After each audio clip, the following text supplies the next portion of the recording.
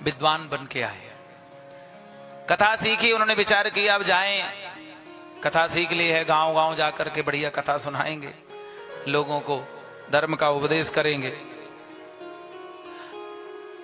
रेलगाड़ी में बैठ गए, टिकट ले लिया। रास्ते में एक जगह किसी स्टेशन में ट्रेन रुकी, पुराना जमाना था,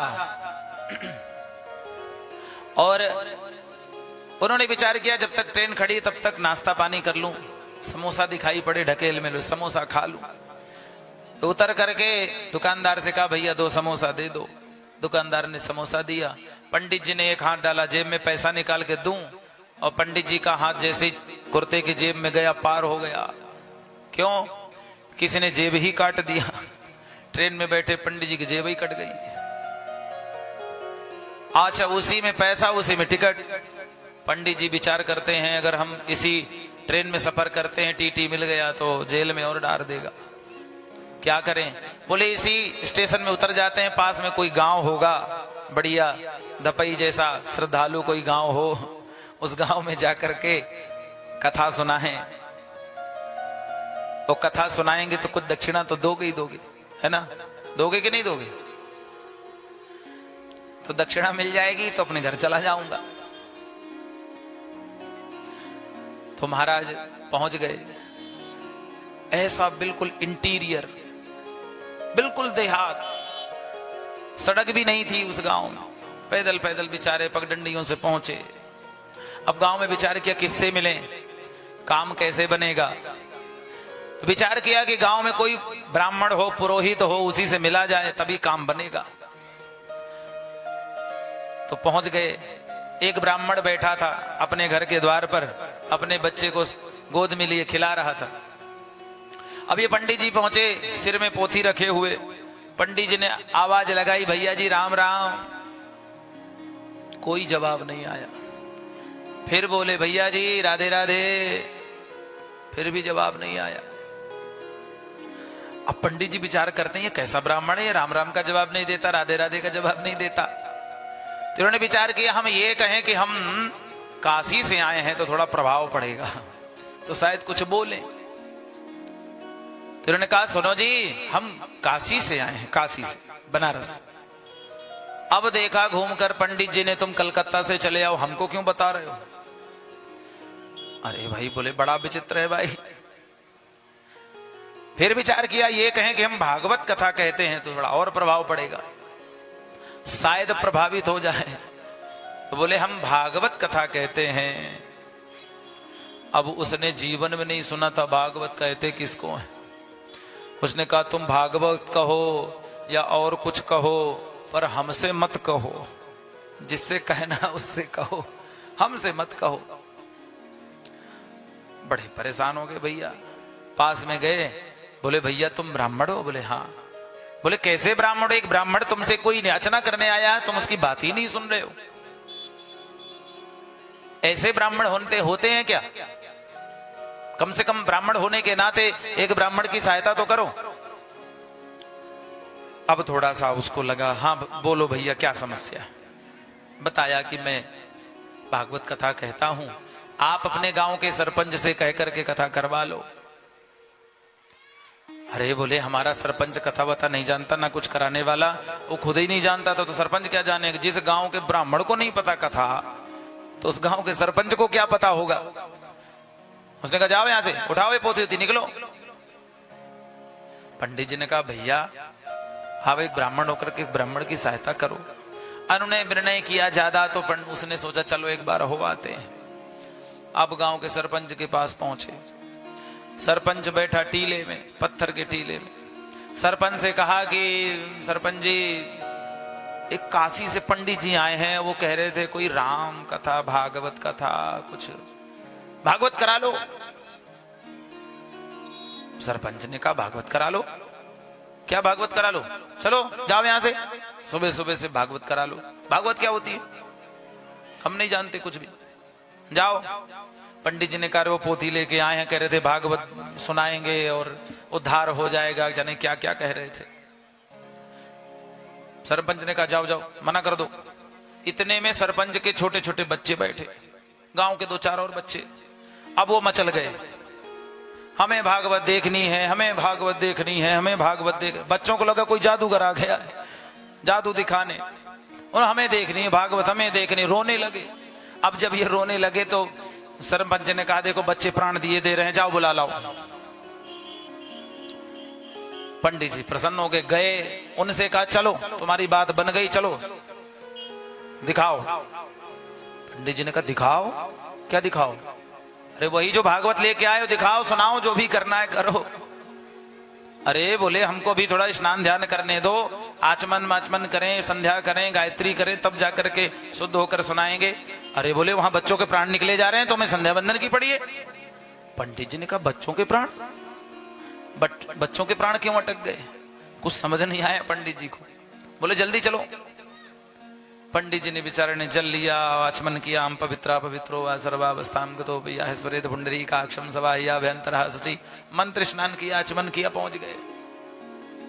जब पंडित जी पहुंचे तो भोजन करने के लिए सरपंच घर के अंदर, और टीला खाली। उन्होंने देखा बढ़िया व्यासपीठ बनी बनाई मिल गई है, इसी में चद्दर बिछाओ, बैठ जाओ। पंडित जी ने उसी में बढ़िया आसन लगाया, अपनी पोथी रखी सामने और आचमन करके प्रभु का ध्यान करने लगे, मंगलाचरण करने लगे। अब पंडित जी आंख बंद करके मंगलाचरण कर रहे हैं। ओ मंगलाचरण पूरा नहीं हो इतने में सरपंच भोजन करके आ गया।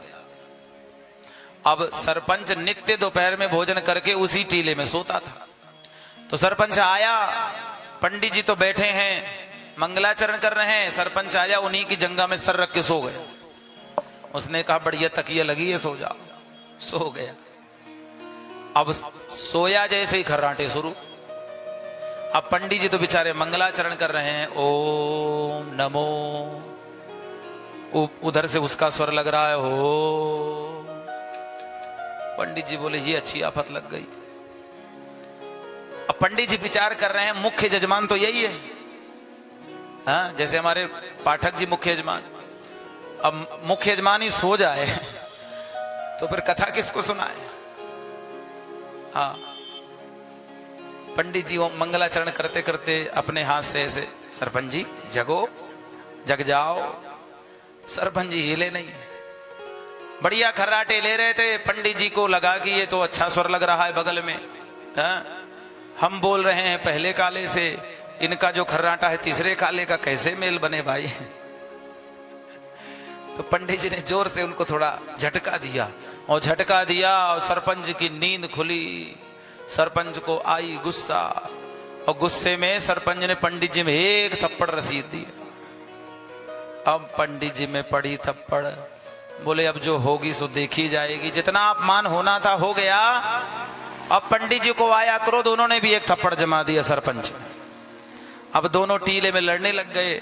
बच्चे बैठे थे, बहुत सारे गांव के बुजुर्ग बैठे। बच्चे ने विचार किया अब शुरू हुई भागवत, अब कथा शुरू हो।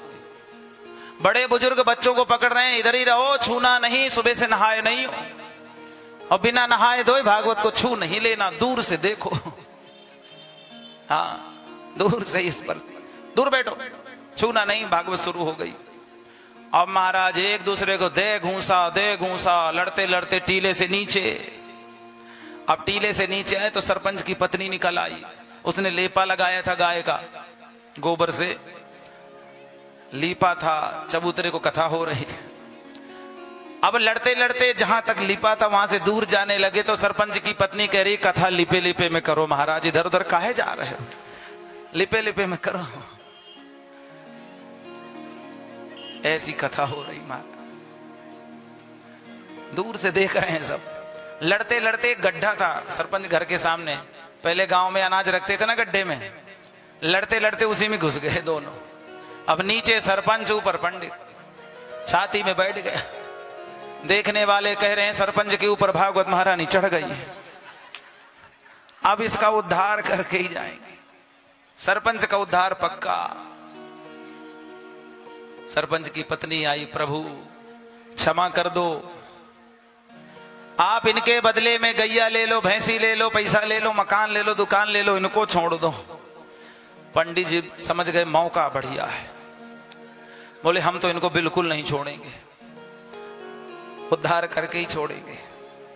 अब वो तो भोजन करके आया था, वैसे ही खड़ा नहीं हो पावे, ऊपर पंडित छाती में और बैठे। उसने कहा जो मांग रहा है पंडित दे दो। सरपंच की पत्नी ने कहा जो चाहिए मांगो प्रभु। पंडित जी ने सोचा इनसे ले लो पैसा, यहां से निकल लो। पंडित जी ने कहा हमको 1000 रुपए तुरंत शीघ्रता से व्यवस्था की जाए 1000 की। सरपंच की पत्नी गई 2000 निकल लाई। ले भैया पंडित जी लो, अब देने कौन जाए। डर तो ये था कि सरपंच के ऊपर चढ़ी है भागवत, कोई छूने जाए कहीं उसको छोड़ के इसको लपट गई तो इनसे कौन निपटेगा, बचेगा कौन। दूर से ही पैसा फेंक दिया। पंडित जी ने अंटी में दबाया, बोले सीढ़ी लगाओ। अब सीढ़ी कौन लगाए। गांव वाले बोले भैया ये तो सरपंच था, झेल गया, पैसे वाला आदमी, किसी गरीब के ऊपर भागवत चढ़ गई तो क्या होगा। सीढ़ी नहीं लगावे कोई। धीरे से सीढ़ी लगाई किसी ने ऊपर से ही, बोले पंडित जी चढ़े, भागवत को रखा सिर पे और चल दिए। जब तक पंडित जी दिखाई पड़ रहे कोई सरपंच के पास नहीं गया, डर के मारे। हाँ सरपंच के पास जाएंगे फिर लौटाए भागवत तो। अब पंडित जी दिखना बंद हो गए तो लोगों ने नसेनी लगाई, सीढ़ी लगाई, सरपंच को निकाला। 2-4 जगह छिल गया था, साफ किया, धूल उल मिट्टी हटाया। गांव के बुजुर्ग कहने लगे वाह सरपंच, मान गए। अरे तुमने अपने पूर्वजों का नाम स्वर्ण अक्षरों में लिखवा दिया है। आज तक हमारे गांव में किसी ने भागवत नहीं सुनी थी, आज तुमने भागवत तो करा ली। वाह मेरे सरपंच। और ये जो घाव हैं ये तो मिट जाएंगे कुछ दिनों में। हाँ अब बताओ ये भागवत हुई है। अब ऐसे अगर भागवत की महिमा जाने बगैर, राम कथा की महिमा जाने बगैर सुनोगे तो ऐसा ही लगेगा कि हमने भागवत सुन ली है, राम कथा सुन ली है। पर एक बात और कहें,